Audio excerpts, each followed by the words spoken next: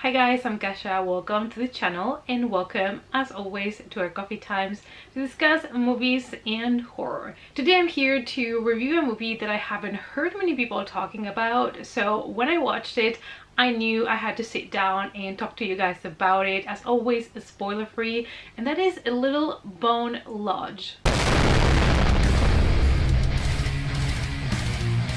It's coffee time! Now granted, I didn't see anybody mentioning this movie coming out and I came across it a little bit accidental, and those sometimes are the best ways of discovering a movie because you just go into it without knowing too much about it. And I am here to let you guys know if it's worth your time and a little bit what to expect from it. And like I said, it's gonna be spoiler free. This is a crime horror thriller that is a little bit defying the conventions of the subgenre of home invasion. Cockney vs. Zombies and The Warrior's Gate are other of the director's previous movies, and those were more action and comedy films. So now he's moving to something completely different, and it is a more serious, more dramatic horror thriller.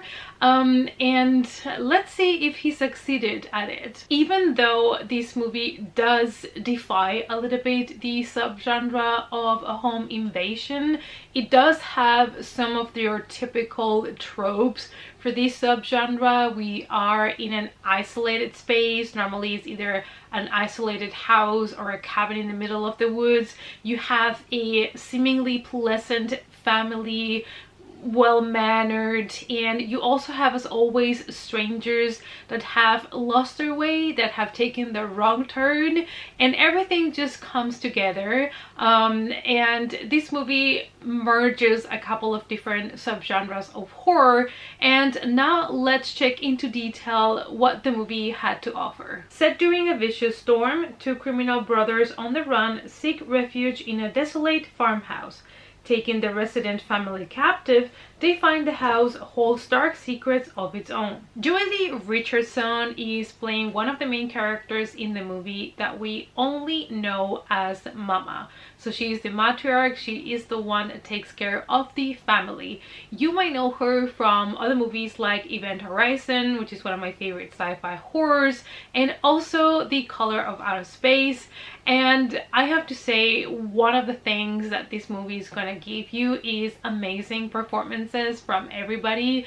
The characters and the performances were so strong that you as an audience were immediately connected to them, even though you couldn't quite understand the characters yet, but you create a connection with them. And it is a really interesting movie because the characters change a lot throughout the film. The movie opens with Mama and her daughter Macy as they are celebrating together with Pa, who is in a wheelchair, and the family kind of celebration will be soon disrupted by a knock on the door. There's two strange men that are asking for help. One of them is injured, so they want to get into the house in order to, you know, take care of the wound and maybe call somebody because they are in the middle of nowhere. This is a farmhouse and they've just been in a car crash, so they just need some assistance. So far you see where things are going, but even though that kind of first scene is already letting you know a little bit of where the home invasion is gonna come from, the movie felt from the beginning like it was hiding a lot of things.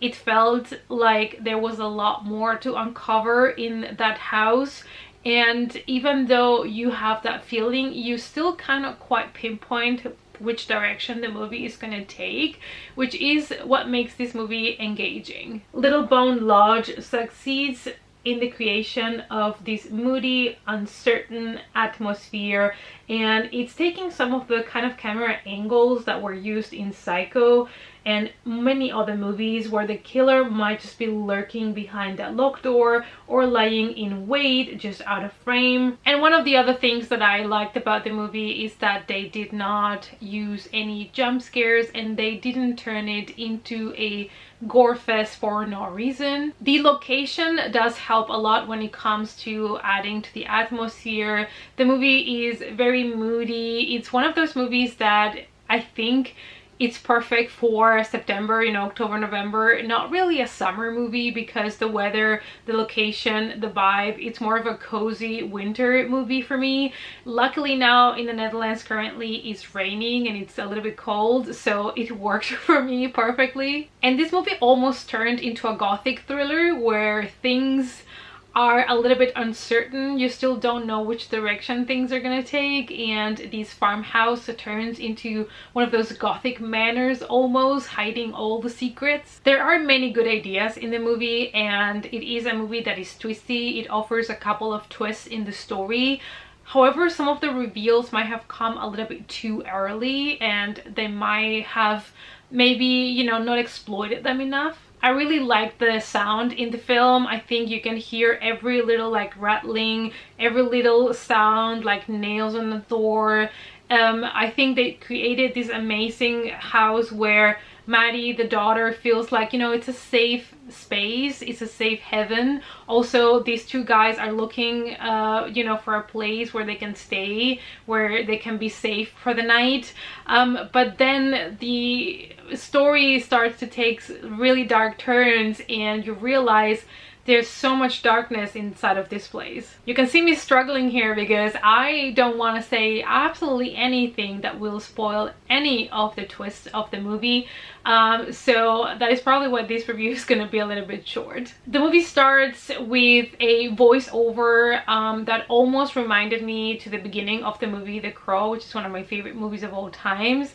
And it is established from the beginning that what you are about to witness is going to be probably a mother willing to do anything to protect her loved ones. And in the movie, what it looks like a seemingly normal home invasion turns into something completely different. And even though Little Bone Lodge, it is about, you know, the extremities that a mother is willing to go to protect her loved ones, there is a lot much more to unpack in this movie. In recent years, we've seen quite a few films about criminals getting into trouble by picking a target who turns out to be tougher than they expected. We recently even had The Wrath of Becky, which is that type of film. But this one managed to do something different. What makes the movie so impactful in a way is that there are many dark twists and turns that you're not going to probably anticipate. Some you might not. And the thing is, there is this kind of uncertainty on every single character.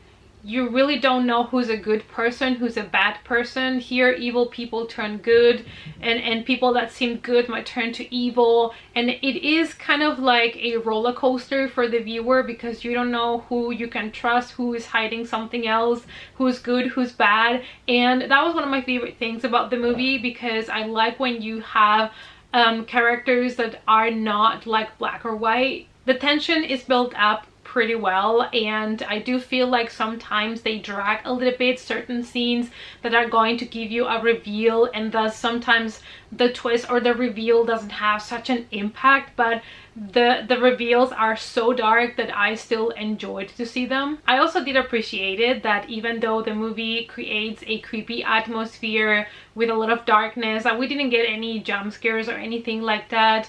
And also I love to see that the movie does have some violence, and it does have some body horror as well. So at the end of the day, I had to give this movie a 3.5 out of 5. I truly enjoyed it. I think it was a really well acted movie that focuses on the power of family and what it means to have and protect your family. There is no second wasted in this movie. It is a roller coaster from the very beginning. Action starts, and what we think is a regular home invasion gone wrong, it just takes darker and darker turns as we go until we get to the end.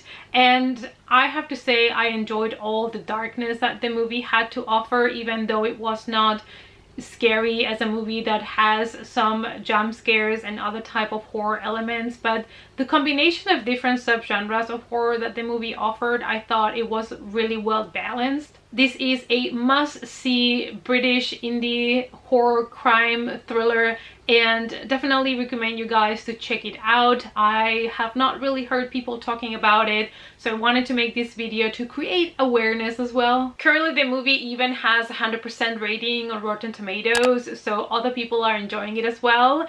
I hope that you enjoyed the spoiler-free review. Let me know guys down below if you had heard about the movie, if you have already seen it. Let's talk about it in the comments.